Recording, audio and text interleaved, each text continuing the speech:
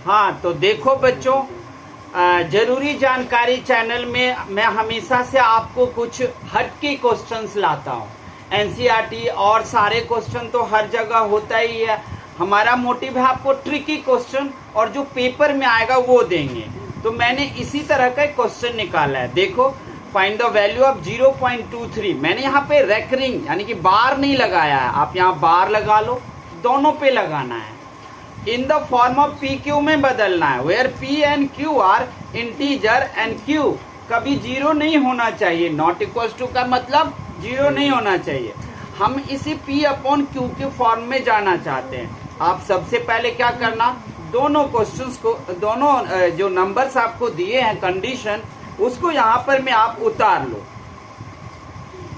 क्या लोगे आप, 0.23 प्लस 0.22। ओके, आपके पास यहाँ पर दोनों पर रेकरिंग है, दोनों डिजिट पर रेकरिंग है। याद रखना, आपको ढूंढना पड़ेगा इसमें से एक डिजिट पर। खाली मैं ट्रिक पॉइंट पर ज्यादा जोर दूंगा, ये याद रखना कि ये 3 है तो 3 पर रेकरिंग है या 2 पे भी है, तीसरा डिजिट भी हो सकता है। तो तीनों पर है या एक पर है या 2 पर है, ये आपको याद रखने पड़ेंगे। ठीक है, तो ये रख लेना। अब आप दिखाता हूं इसको सॉल्व कैसे करोगे। इसे बारी बारी से कर सकते हो। हम लोगों ने आपको इस एक सिस्टम का तो P अपॉन क्यू बनाना दिखा रखा है, P अपॉन क्यू बनाना एक सिस्टम का तो दिखा रखा है, दूसरा ही दे दिया है ना, तो उलझना तो है नहीं। हम दोनों को क्या करेंगे, दोनों को बारी बारी से या तो सॉल्व कर लो आप, या दोनों को एक साथ सॉल्व करके और जो आंसर आएगा उसको प्लस कर देना। ओके, तो आप जानते हो 0.23 दोनों पर रेकरिंग है, तो आप क्या करोगे, let number be x. Okay, अब आप क्या कर दोगे, ये x है, अब देख लो दोनों पे है ना, तो 100 से बोथ साइड मल्टीप्लाई करना और लिखना बोथ साइड, सॉरी ये नहीं करना, पहले x इक्वल्स टू में 2 3 और बार लगा लेना। ये x लेट किए हो इसलिए ये हो गया आपका फर्स्ट। अब क्या करना, बोथ साइड, हिंदी वाले हिंदी में भी लिख सकते हैं, दोनों ओर वर्क करने पर both side both side multiply bye 100 से। अगर एक पर रेकरिंग रहेगा तो 10 से, 2 पर है तो 3 नंबर डिजिट हो और उसमें से एक ही पर रेकरिंग है तो 100 से ही करना पड़ेगा। ये नहीं कि पॉइंट के बाद जो है वो कितना भी है तो वो चलेगा, वो नहीं होगा। 0.23 यहाँ पॉइंट लिखना मैं भूल गया था, 100 हो गया। अब आप दोनों तरफ 100 से मल्टीप्लाई कर दो, 100x हो जाएगा और ये 23.100 हो जाएगा, नहीं 23 ही आएगा। देखो ये आपको ना सीखना पड़ेगा। कैसे सीखना पड़ेगा कि आपको ये दिखाता हूँ। यहाँ पे देखो ऐसे कर दिया, पहले मल्टीप्लाई करके आप अपनी जो हेजिटेशन है उसको दूर करो। 0.23 है, आप इसको किससे मल्टीप्लाई करोगे, 100 से। कितना जाएगा, मल्टीप्लाई करो 0 0 0, फिर आप क्या करो 0 0 0, फिर क्या करो 3 2 0। अब आप जोड़ोगे 0 0 3 2। नेचुरल ढंग से आप लोगों को मैं दिखा रहा हूँ। ये दोनों अंक से पहले 0 है तो इसका कोई वैल्यू नहीं है, होता ही नहीं है। आपके पास पॉइंट के बाद यहाँ गिन लो, 2 डिजिट है, राइट हैंड की तरफ से जो रूल है यहाँ रखोगे तो आपको क्या आया, 23.00 आया। तो आप कहोगे सर 23.23 कैसे आया।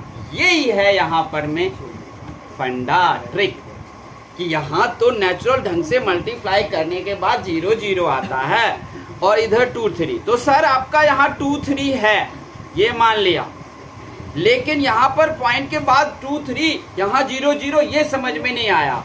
तो बेटा लोग यही समझना है कि अगर आपके बाद पॉइंट के बाद 0 0 आता है तो क्वेश्चन में पॉइंट के बाद जो भी डिजिट था उसको आपको एज इट इज लिखना पड़ेगा और ये हो जाएगा सेकेंड इक्वेशन। इसके बाद आप तो जानते ही हो कि सब्ट्रैक्ट करते हो। क्या करते हो, सब्ट्रैक्ट फर्स्ट एंड सेकेंड। तो आप 100x माइनस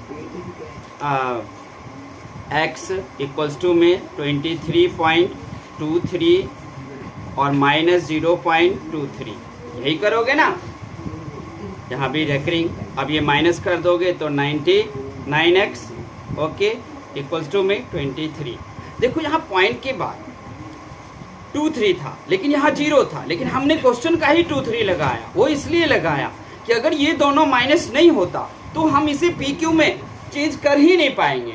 इसलिए रूल है कि पॉइंट के बाद अगर 0 0 मल्टीप्लाई में आएगा तो उसकी जगह पर में ये आपको रखना पड़ेगा। अगर कोई और नंबर आ गया 3 2 तब आपको नहीं रखना है।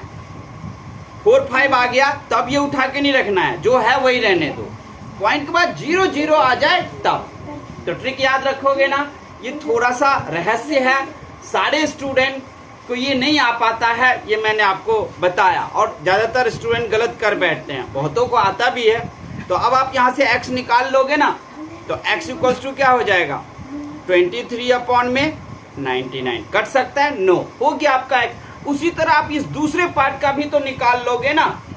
नहीं निकाल लोगे दूसरे पार्ट का तो उसको क्वेश्चन में क्या हो जाएगा 0.22 है। और चाहते तो ये दोनों एक इधर इस साइड से दोनों एक साथ भी कर सकते थे आप। 0.22 है, आप वही करोगे। Let the number be x equals to 0.22। Recurring डाल दो बार। इसके बाद आप इसे बोथ साइड कैसे करोगे। इस बार यहाँ भी 100 से ही दिख रहा है, both side multiply by 100x equals to 0.22। Multiply में यहाँ भी 100 करोगे तो 100x हो जाएगा और इक्वल्स टू में आ जाएगा 22 वही 0 0 आएगा। तो वही रिपीट आपको लेना पड़ेगा रेकरिंग के बाद वाला।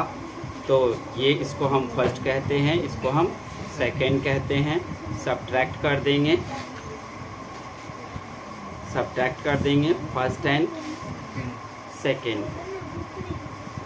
तो वही कितना आ जाएगा आपको 99x इक्वल्स टू में 22 आ जाएगा। एक स्टेप में खा गया, तो आप लोगों को खुद एक स्टेप यहाँ माइनस करके दिखाना है, जैसे मैंने यहाँ पर दिखाया है वो स्टेप में खा गया। यहाँ पर आप लोग लेकर आना 99 11 2 जा 11 9 जा x इक्वल्स टू 2/9। अब आपके पास जो कंडीशन है उस कंडीशन पर में ये देख रहे हो दोनों, तो हम इस दोनों को क्या करेंगे प्लस कर देंगे, यानी कि x प्लस x हो जाएगा। तो 23/99 और प्लस में 2/9 99 23 22 प्लस है तो 45 में 99। आप 3 3 से काट भी सकते हो, 3 15 जा और 3 3 जा 3 3 जा, फिर 3 5 जा, फिर 3 1 जा 3 1 जा, फिर 5/11 आपका आंसर हो गया।